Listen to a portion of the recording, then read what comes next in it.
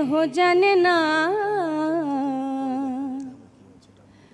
বারে বারে আর আশা হবে না।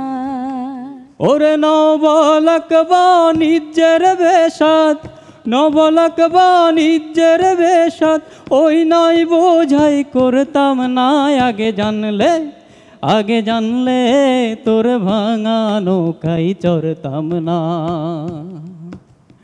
ও আমার দরদি, আগে জানলে, আগে জানলে তোর ভাঙা নৌকাই চড়তাম না।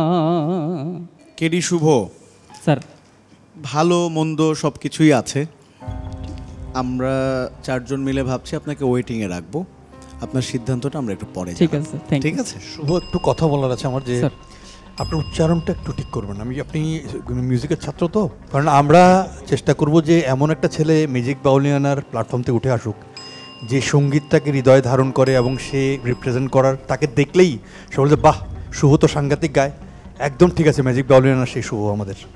তো ওই জিনিসটা আপনার কাছে চাইছি, আর কিছু না। ঠিক আছে, ঠিক আছে, এগুলো জায়গাগুলো একটু আপনাদের নির্দেশনা মান। ঠিক আছে, thank you, thank you sir, নমস্কার।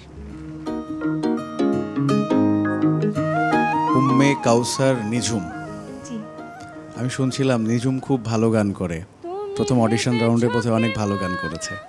শুনি, দেখি নিঝুমের ম্যাজিকটা কি হয়।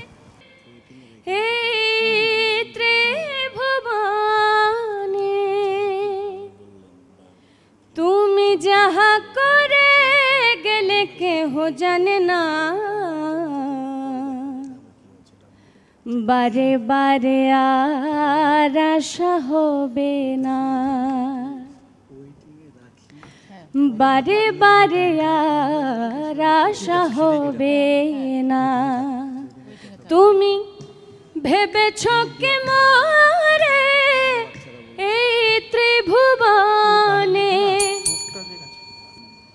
নিঝুম, আমরা একটু ওয়েটিংয়ে রাখি তোমাকে, আমরা পরে জানাবো তোমার সিদ্ধান্তটা। ঠিক আছে, ধন্যবাদ।